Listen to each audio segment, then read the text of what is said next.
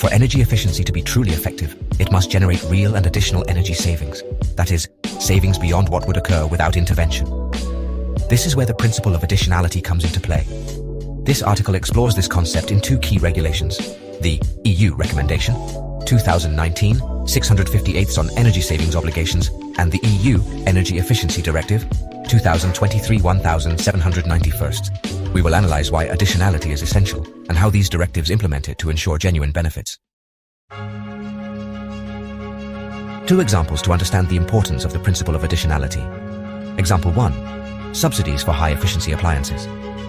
A government offers subsidies for the purchase of appliances with the highest energy efficiency rating, for example, Class A+++.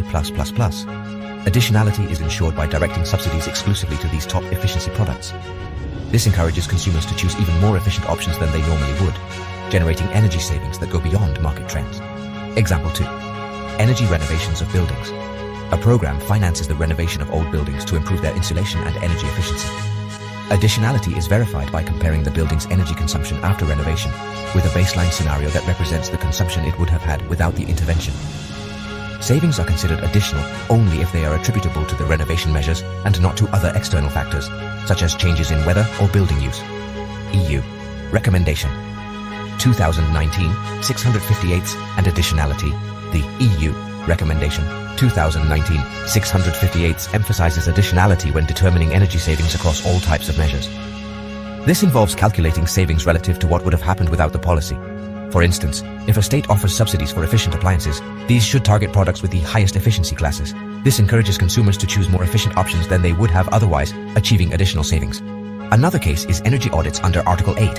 Savings must come from measures implemented after the audit, not just from the report itself. EU Directive 2023/1791 and the evolution of additionality.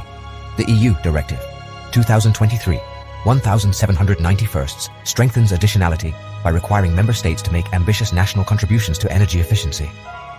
If the European Commission considers an initial contribution insufficient, the state must revise it and implement additional measures. These may include increasing savings obligations, adjusting public sector requirements, or providing funding for efficiency programs. This ensures that states go beyond their initial commitments to meet EU energy targets, guaranteeing real savings. Avoiding free riding with additionality. Free riding can undermine the effectiveness of energy efficiency programs. It is important to establish mechanisms that promote equitable participation and shared responsibility in energy saving. This may include the implementation of individual metering systems, raising awareness about the importance of energy saving, and the application of incentives or penalties.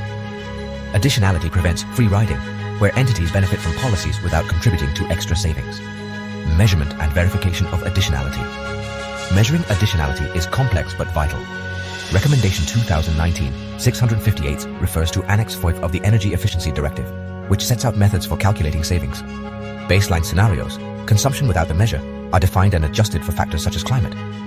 For example, when evaluating a building renovation, post-renovation consumption is compared to a previous baseline. This ensures that savings are attributable to the measure and not to other external factors. Challenges in implementing additionality. Applying additionality has its challenges. Determining the no-policy scenario requires assumptions about future trends or behaviors, which can lead to controversy. For example, with subsidies for renewable technologies, it is necessary to estimate how many installations would have occurred without support. A high baseline could overestimate savings, a low one could underestimate them. Therefore, robust methodologies and transparent data are needed to accurately assess additionality. Focus your inquiries and challenge our AA Atenea. Complex questions, expert answers. More information at ilpabogados.com and ilpstartup.com.